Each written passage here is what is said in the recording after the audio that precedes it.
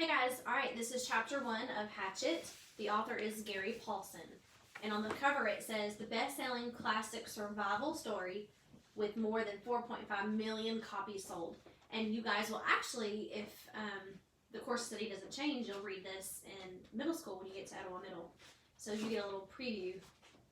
Alright, here we go.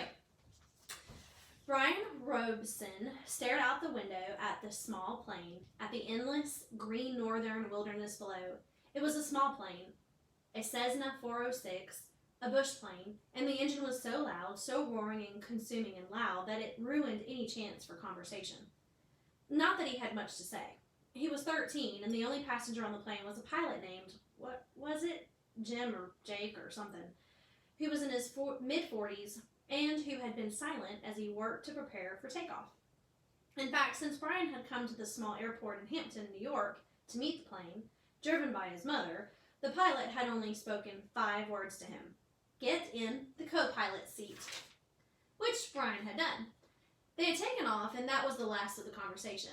There had been the initial excitement, of course. He had never flown in a single-engine plane before, and to be sitting on the co-pilot seat with all the controls right there in front of him, all the instruments in his face as the plane clawed for altitude, jerking and sliding on the wind currents as the pilot took off, had been interesting and exciting.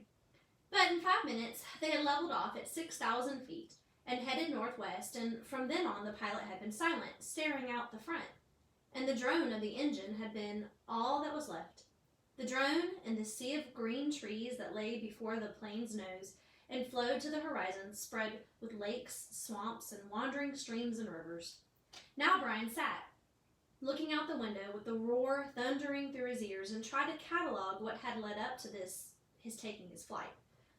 The thinking started. Always it started with a single word: divorce. It was an ugly word, he thought. A tearing, ugly word that means fights and yelling, lawyers. God, he thought, how he hated lawyers who sat with their comfortable smiles and tried to explain to him in legal terms how all that he lived in was coming apart, and the breaking and shattering of all the solid things, his home, his life, all the solid things. Divorce. A breaking word, an ugly breaking word. Divorce. Secrets. No, not secrets so much as just the secret. What he knew and had not told anybody. What he knew about his mother that had caused the divorce. What he knew, the secret. Divorce, the secret. Brian felt his eyes beginning to burn and knew there would be tears. He had cried for a time, but that was gone now. He didn't cry now. Instead, his eyes burned and tears came. The seeping tears that burned, but he didn't cry. He wiped his tears and eyes with a finger and looked at the pilot out of the corner of his eye to make sure he hadn't noticed the burning and tears. The pilot sat large, his hands lightly on the wheel, feet on the rudder pedals.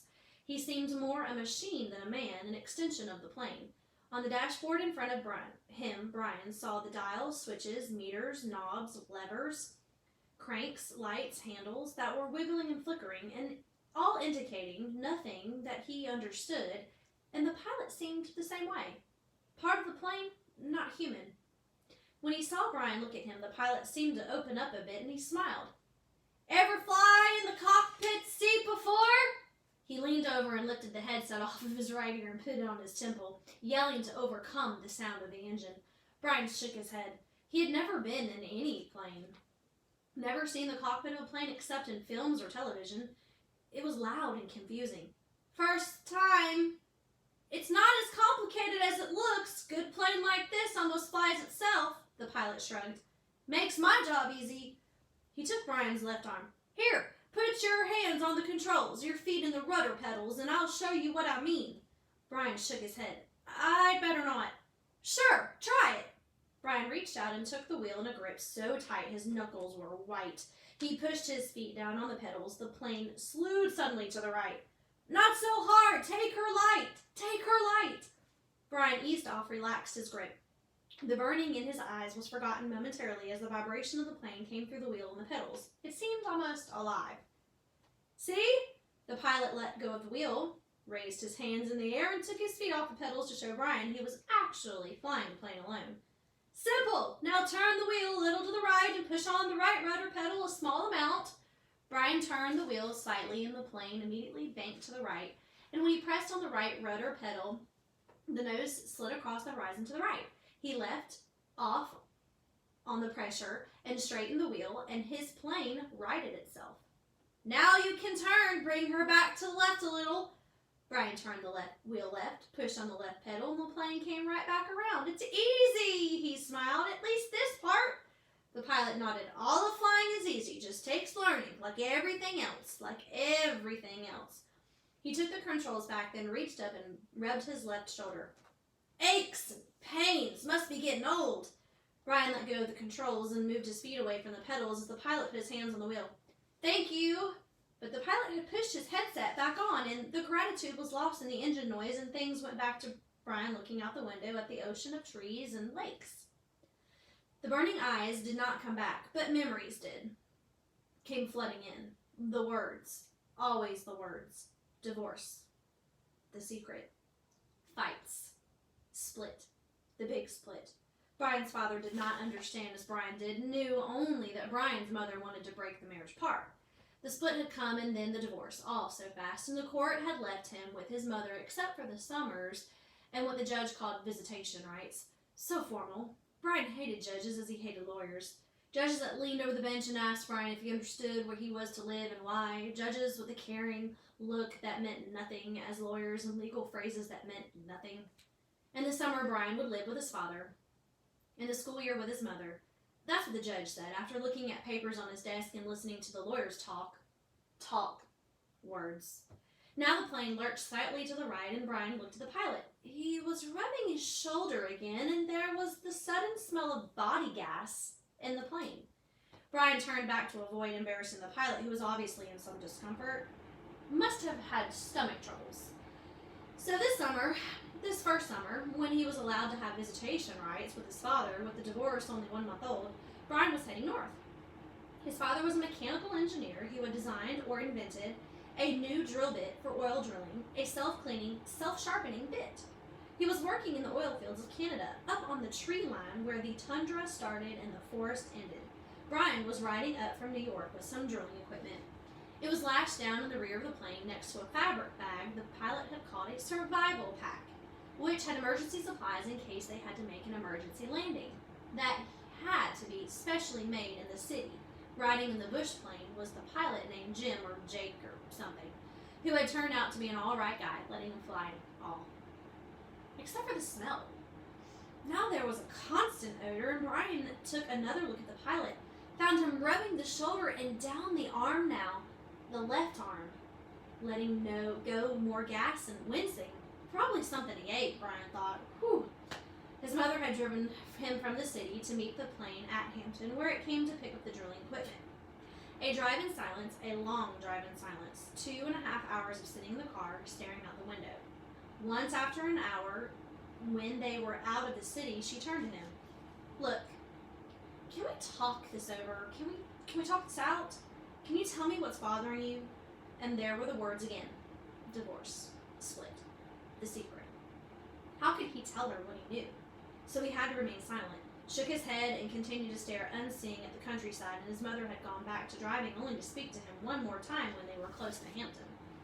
She reached over at the back seat and brought up a paper sack. I got something for you for the trip. Brian took the sack and opened the top. Inside there was a hatchet, the kind with a steel handle and a rubber hand grip. The head was in a stout leather case that had a brass riveted belt loop. It goes on your belt. His mother spoke now without looking at him. There were some farm trucks on the roads now, and she had to weave through them and watch traffic. The man at the store said you could use it, in the woods with your father. Dad, he thought, not my father, my dad. Thanks, it's really nice. But the words sounded hollow even to Brian. Try it on, see how it looks on your belt. And he would normally have said no, that it looked too hokey to have a hatchet on your belt. Those were the normal things he would say, but her voice was thin and had a sound like something thin that would break if you touched it, and he felt bad for not speaking to her. Knowing what he knew, he even went with the anger, the hot white hate of his anger at her.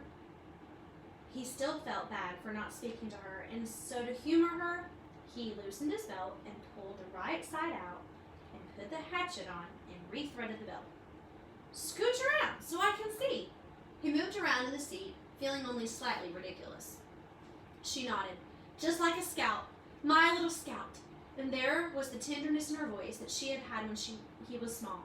The tenderness that she had when he was small and sick with a cold, and she put her hand on his forehead, and the burning came into his eyes again, and he had turned away from her and looked out the window, forgetting the hatchet was on his belt, and so arrived at the plane with the hatchet still on his belt. Because it was a bush flight from a small airport, there had been no security, and the plane had been waiting, with the engine running while he arrived, and he had grabbed his suitcase and backpack and run for the plane without stopping to remove the hatchet. So it was still in his belt. At first he had been embarrassed by the pilot, but the pilot had said nothing about it, and Brian forgot it as they took off and began flying. More smell now. Bad. Brian turned again to glance at the pilot, who had both hands on his stomach and was grimacing in pain, reaching for the left shoulder again as Brian watched. Don't know, kid, the pilot's were as a hiss, barely audible. Bad aches here. Bad aches. Thought it was something I ate, but... He stopped as a fresh spasm of pain hit him. Even Brian could see how bad it was. The pain drove the pilot back into the seat, back and down. I've never had anything like this. The pilot reached for the switch on his mic cord, his hand coming up in a small arc from his stomach, and he flipped the switch and said, "This is flight 46, and now a jolt took him like a hammer blow, as forcefully that he seemed to crush back into his seat, and Brian reached for him, but could not understand at first what it was. He could not know. And then he knew. Brian knew. The pilot's mouth went rigid. He swore and jerked. A short series of slams into the seat, holding his shoulder now, swore and hissed. Chest!